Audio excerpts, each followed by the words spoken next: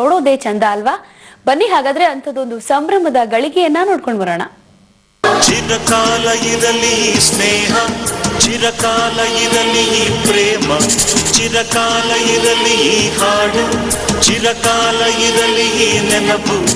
ಈ ಮಕ್ಕಳನ್ನ ನೋಡಿ ಫ್ರೆಂಡ್ಶಿಪ್ ಡೇ ದಿನ ಹೊಸ ಗೆಳೆತನಕ್ಕೆ ಮುನ್ನುಡಿ ಬರೆದಿದ್ದಾರೆ.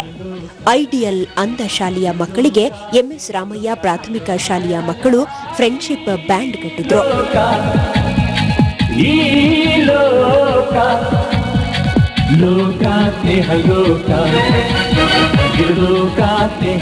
ಈ ಖುಷಿಯಲ್ಲಿ ಅಂಧ ಮಕ್ಕಳು ವಾದ್ಯಗೋಷ್ಠಿ ನಡೆಸಿದ್ರು.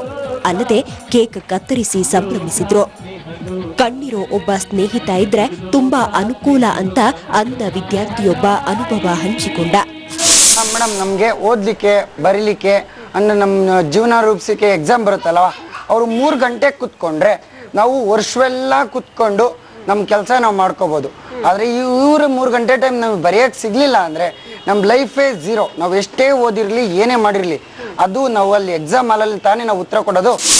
ಇನ್ನು ಮಂಜುನಾಥ ನಗರದಲ್ಲಿ ಮಹಿಳಾ ಬಳಗದ ಸ್ನೇಹಿತೆಯರ ಖುಷಿಗೆ ಪಾರುವೇ ಇರಲಿಲ್ಲ.